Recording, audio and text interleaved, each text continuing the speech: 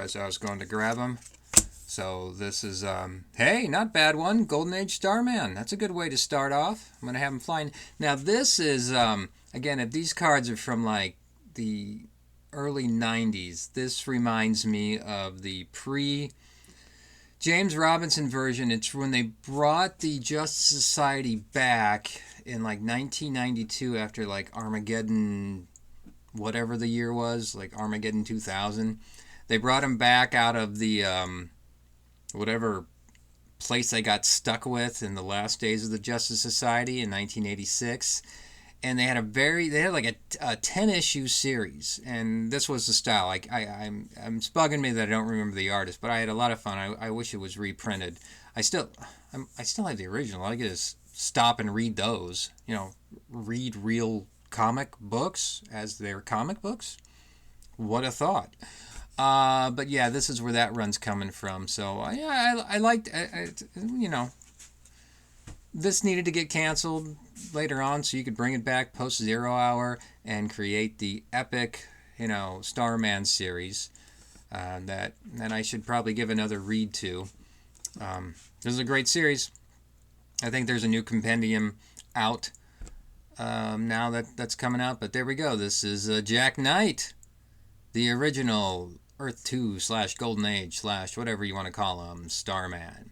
Now, there were many Starmans, and that's why it's worth reading James Robinson's Starman, because he brings every character that up to that point, right, had a star name, including Starboy from the Legion of Superheroes, which at the time was the post-Zero Hour reboot Legion of Superheroes. So one can't discuss Starman, unfortunately, without discussing this. This is the cough. This is the Cosmic Rod. Now, I said Ted Knight, right? I feel like I said a different Knight name earlier, but it's Ted Knight. Not from the Too Close for Comfort fame, but that's the Ted Knight that was the voice of the Super Friends cartoon, who did the original intros to the 70s Super Friends. Banded together, and that stuff. So yeah, that's the Cosmic Rod. It says, Discovering the Cosmic Rod, Adventure Comics. Adventure. 1941.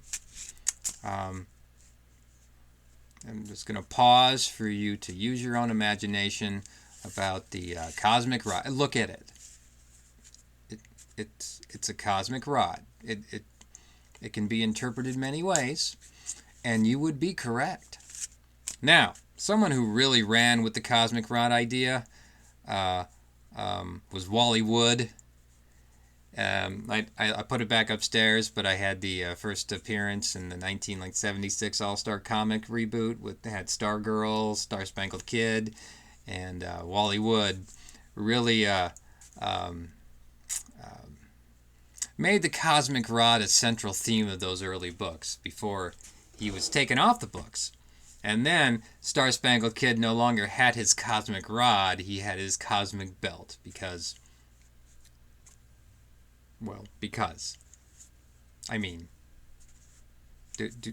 this does not require any elaboration. The stuff you can get away with. So yeah, you're right. There's no talking around this. It's the Cosmic Rod. I'm going to say Cosmic Rod at least 3 more times today. But anyway, here's a little background of Starman, Ted Knight. Bored playboy, like everyone was in the 40s, apparently. With his Cosmic Rod, a wondrous device, powered by stellar energy, he can repel bullets, fire stunning force bolts, and soar through the heavens like a shooting star.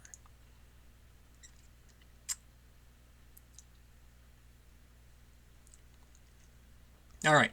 Well, Robinson has to address this in his run of Starman, so it becomes the...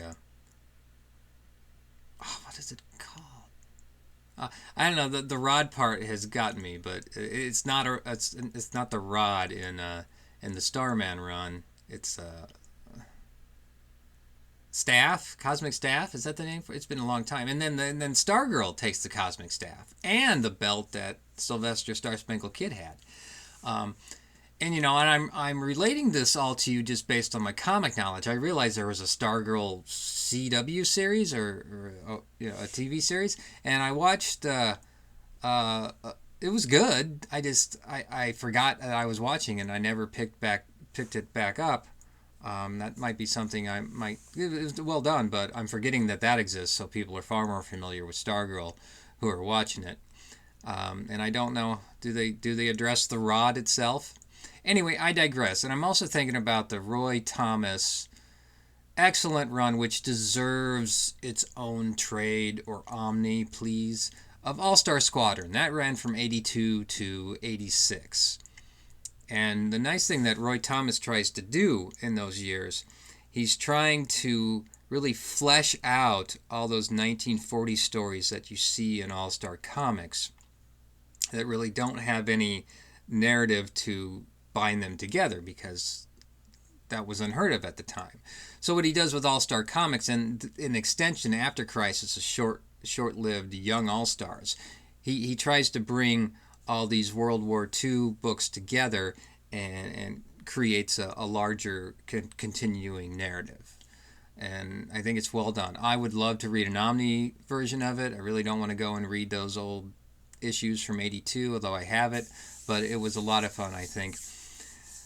Roy Thomas has done many, many, many things in comics, and sometimes gets a bit of flack for his writing style. It can be overwhelming for readers at times, but I tell you, I don't think he would mind hearing this. I think that his All-Star Comics run was some of his best work because of just the love you would put into that project. So we need an All-Star Comics Omni. I'm more than looking forward to doing that. Now, do we have some trivia here? Ted Knight. What is Ted Knight's? Who is Ted Knight's well-known cousin? Okay. I think it's Black Canary, the original Earth 2 Black Canary. Laura Lance? Now, it's tough to talk about Black Canary after being informed with 7 years of Arrow that kind of defines the perception of the character. So that's the bad news about being a comic book geek, but then absorbing all the live action and the cartoon stuff. At times, the older you get, the more it just kind of mashes up, and the latest thing you heard becomes what you think of. So let's see if I'm right on that. No, okay, yeah, Phantom Lady. Yeah, and that's something that's coming to me now.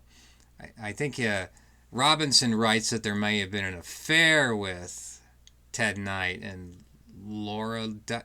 I don't know the Golden Age version of Black Canary. But yes, Phantom Lady shows up here as the cousin, and again, I think this is also drawing from the Roy Thomas. I'm pretty sure it's Roy Thomas. Yeah, it is. All-Star Squadron run. Again, it's worth exploring. All right, I feel like this whole time I've been talking, it's worth its own episode in just loving and geeking out about old Justice Society stuff. It's the love of the Justice Society that brought Robinson and then Jeff Johns into that run of JSA they did in the aughts. That's well worth a read too. But I tell you, this is, All-Star Squadron stuff. This is still where I go. This is a lot of fun to be had right there. And I feel like I want to stop. I feel like I've talked. We had one trivia question in this round. Here's Ted Knight, Golden Age Starman. I geeked out on the Cosmic Rod and all that it entails. It is Cosmic Staff and Starman. I talked about Stargirl.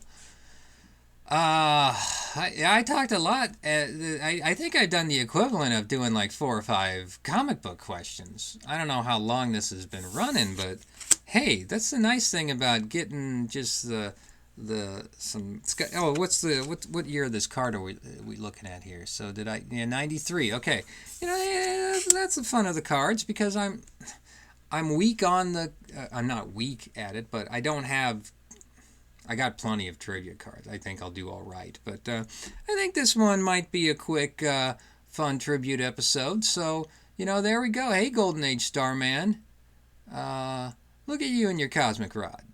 So let's call this a day, and it'll to be continued like always. Hey.